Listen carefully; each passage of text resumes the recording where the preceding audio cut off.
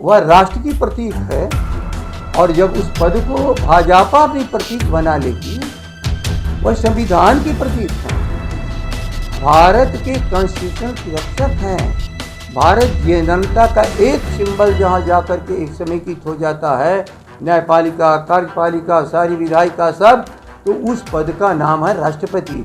इसलिए इसे भारतीय जनता पार्टी ने केवल अपना एक सिंबल बनाने का प्रयास किया है।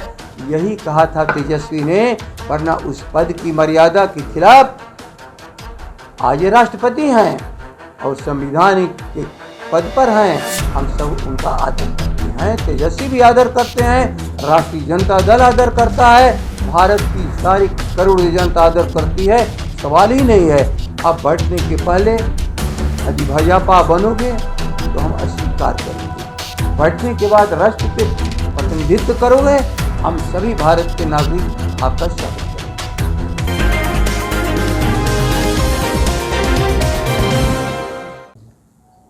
मैं उनके मन की बात नहीं जानता हूँ जो कि, लेकिन विधान संविधान इस भारत की है वो मैं जानता हूँ। कोई हर मुख्यमंत्री को आवश्यक है राष्ट्रपति के शपथ ग्रहण समारोह में जाना, ऐसा मेरी जानकारी नहीं है।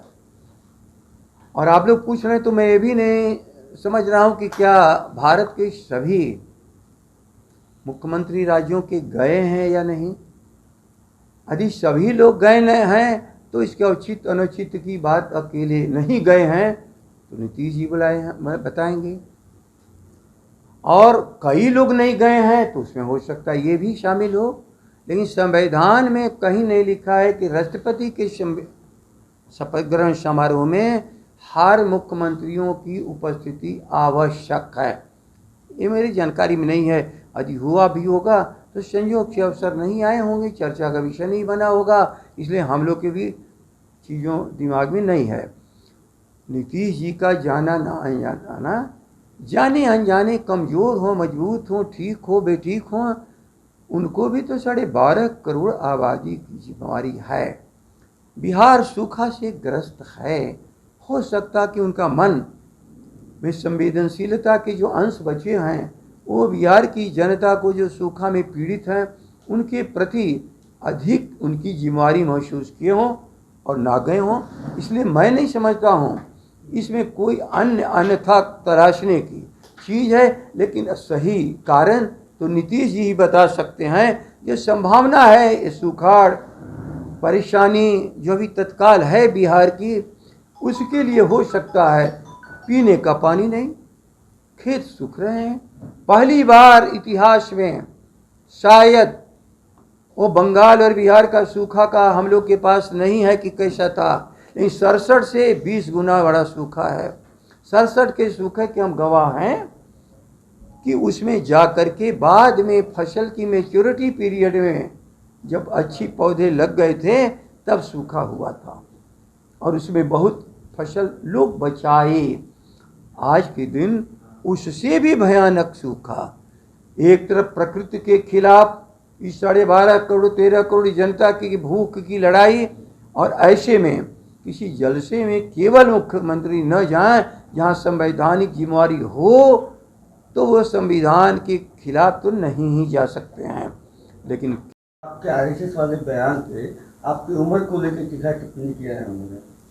उम्र मैं कहाँ छिपा लूँ, लेकिन एक बात भूलो मत, जब भारत की आज़ादी की लड़ाई हो रही थी तो 80 साल के वीर कुंवर सिंह जिस शाहाबाद की लड़ाई का अगुवाई किए, भारत की पहला जंग आज़ादी की, मैं भी तो वहीं का हूँ।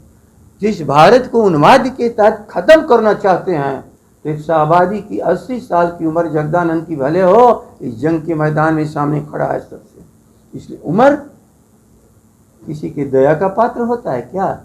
उम्र किसी समस्या से पलायन का उम्र होता है क्या? मनुष्य के भीतर इच्छाएं जब तक जिंदा हैं उम्र अवरोध नहीं डालता।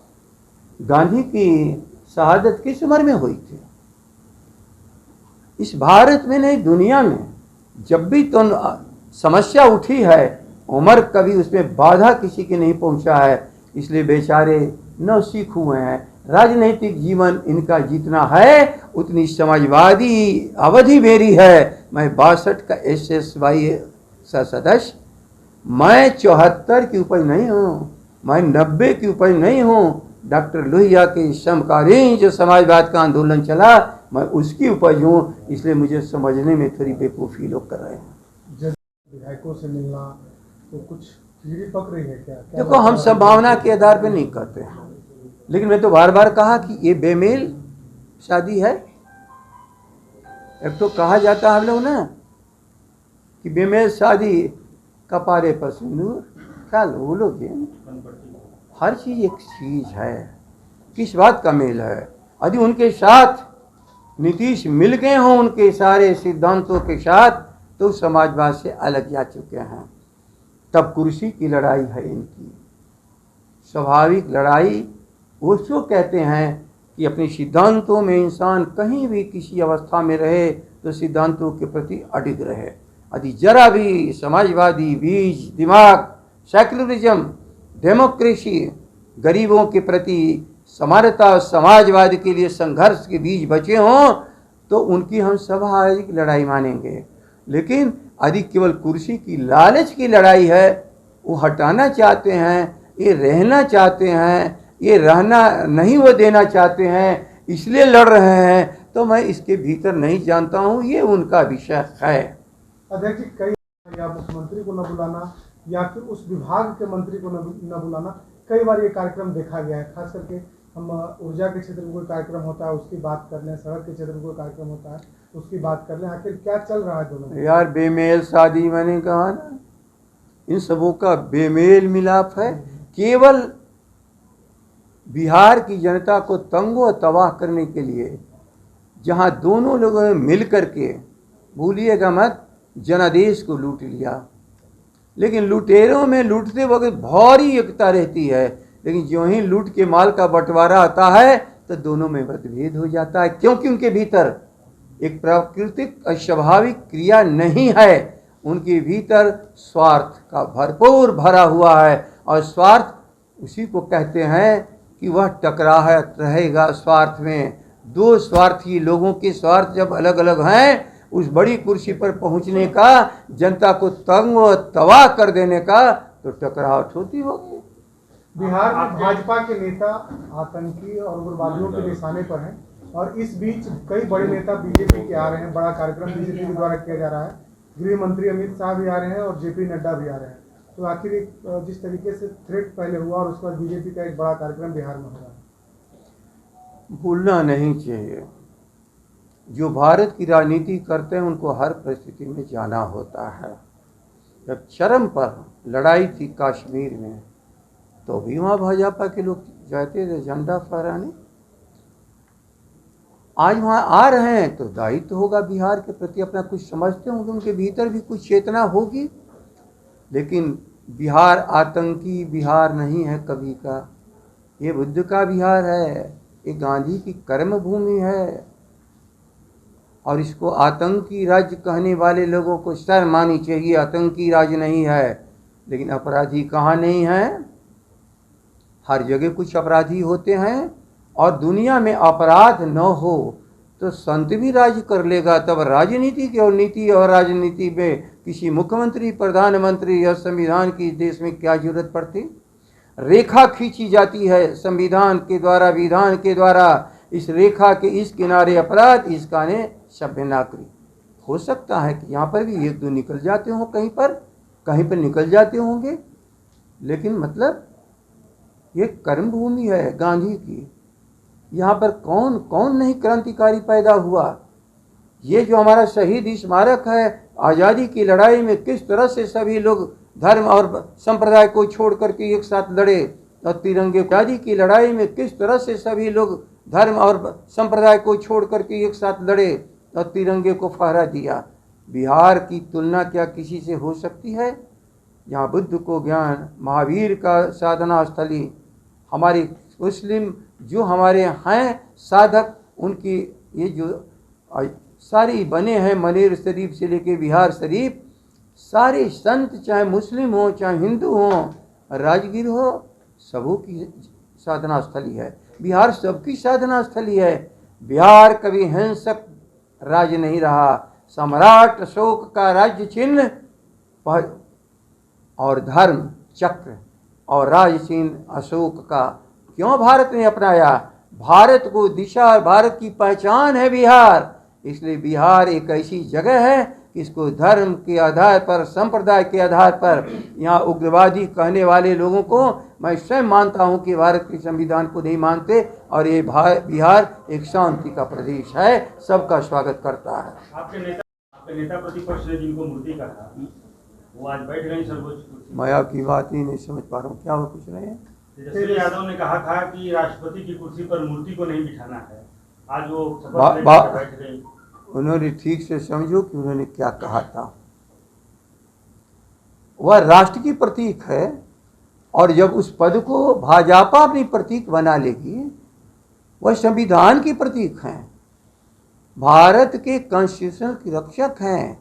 भारत जनता का एक सिंबल जहां जाकर के एक समेकित हो जाता है, न्यायपालिका, कार्यपालिका, सारी विधायिका सब, तो उस पद का नाम है राष्ट्रपति। इसलिए इसे भारतीय जनता पार्टी ने केवल अपना एक सिंबल बनाने का प्रयास किया है, यही कहा था तेजस्वी ने, वरना उस पद की मर्यादा के खिलाफ आज राष्ट्रपति हैं और संविधान के पद पर हैं। हम सब उनका आदर करते हैं, तेजस्वी भी आदर करते हैं, राष्ट्रीय जनता दल आदर करता है, भारत की सारी करोड़ों जनता आदर करती है, सवाल ही नहीं है।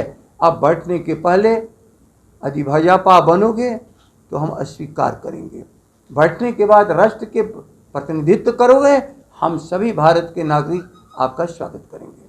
मंत्री न जाएं, जहां संवैधानिक जिम्मेवारी हो तो वो संविधान के खिलाफ तो नहीं ही जा सकते हैं। लेकिन क्यों नहीं जा रहे हैं, मैं जो समझता हूँ ये होगा, लेकिन और भी बारे में स्पष्ट तो नीतीश जी कर सकते हैं। नीतीश कुमार की तरफदारी करने में पार्टी लगी हुई है, तब आपके बयान से ऐसा लग रहा है।